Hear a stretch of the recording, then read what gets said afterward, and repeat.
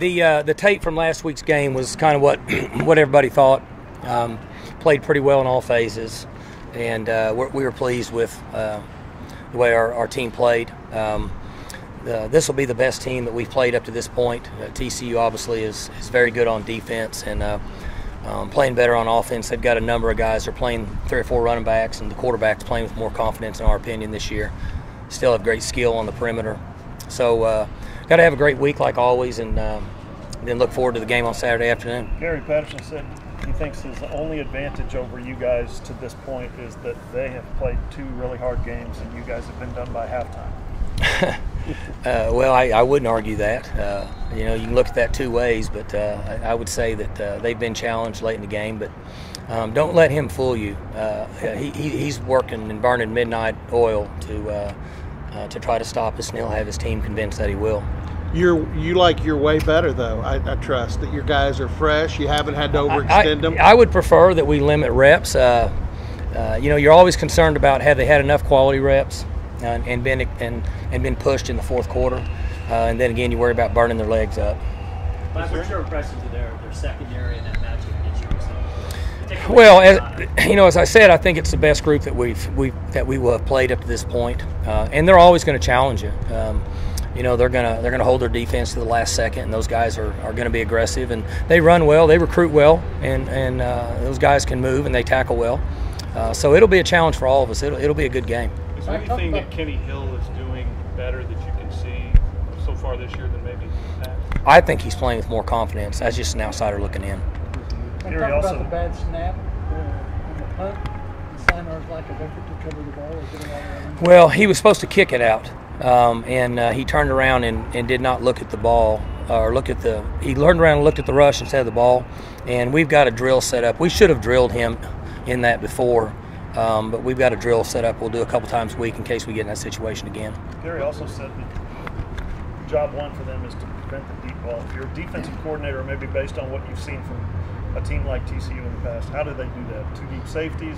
What's the strategy? Well, they'll mix it up. They're not going to try to play one coverage. They'll try to roll into coverage, try to create some confusion formation, and then essentially it's a pretty easy concept. You back up, and I mean seriously, that's what you do. But he doesn't like to do a lot of that because he likes to stop the run. Yeah. So does everybody else. So. For us, it's the same. If you back up, we're going to try to run it, and if you play up, we're going to try to throw it, and hopefully the game plan works. Would you say you set up your deep passes off of an effective running game? Has to be both. You've been around me for years, and I believe in balance. If you don't have one, we went through that 3 years ago. We couldn't run the ball at all, so we couldn't throw the ball. So you got to be able to run it to throw it, and then you got to be able to throw a little bit to run it.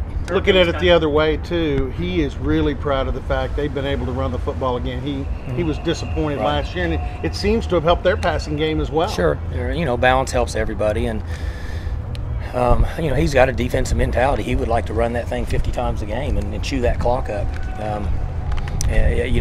Gary's a good friend of mine. I like watching him. I saw the other day they were in a situation they could have gone for it in 4th down, and they went ahead and punted. Get it down there and keep them away from the goal line. They gave up some trick plays last week against SMU. Is that something that opens your eyes as a coach and say, hey, we ought to think about doing something along those lines? Well, we carry multiple trick plays each week. It's just a matter of whether we use them or not. Yeah. And then if we burn them up, we go to another one. You got to show a little bit of your depth on the offensive line with Zach going down. You're pretty happy with them? He played okay. The concern when you have other guys in there, they just don't have that experience. Not that they don't have the athleticism and maybe the power we need, but they're just a little short in the experience category. Mike Turpin was kind of a non-factor for them last year because of injuries. He's back. It looks like he's the player he was a couple of years ago. He is, yeah. He's very good. And last year when we played him, I didn't think he was healthy.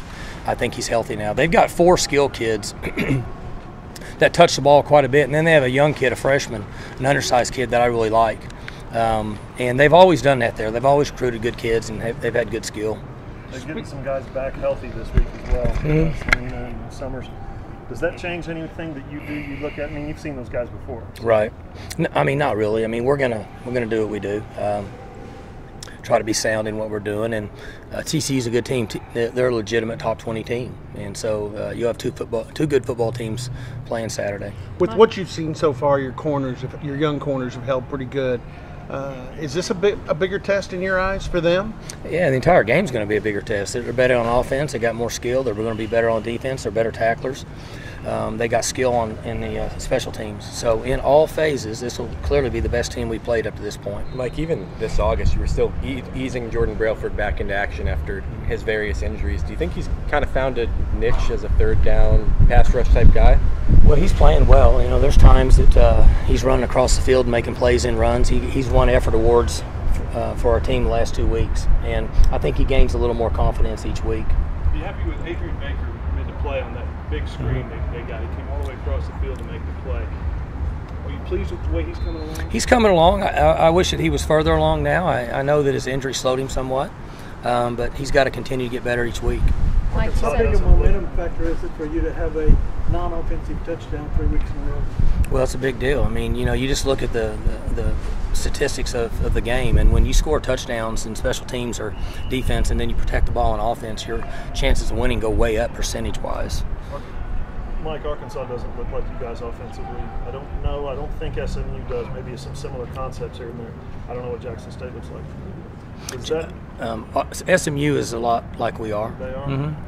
Yeah, Arkansas's not. Same concept, spread, zones, play pass, and such. A lot like we are. Not quite the running game, though, right? Well, maybe talent-wise, but some of the same concepts. Okay. So you can draw a lot from the SMU film as well. I don't know if necessarily a lot, but you can draw enough to come up with a game plan. How are Crabtree, Lacey, and Magruder coming along? Well, they're out here today. I mean, we'll know more.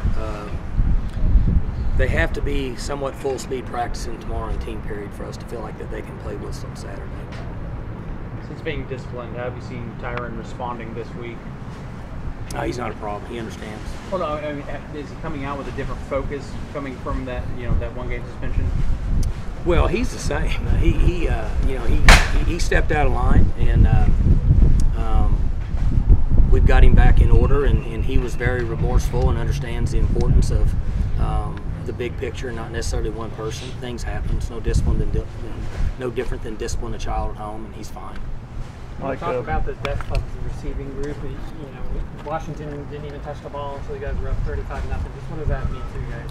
Well, going into the year, we felt good about the group we have, and they're competitive. We got young guys that are making plays, and they're unselfish. The depth allows us to save legs and keep them fresh throughout the game, and Mason's done a good job, with the exception of the one interception he threw, and distributing the ball based on what the defense gives us.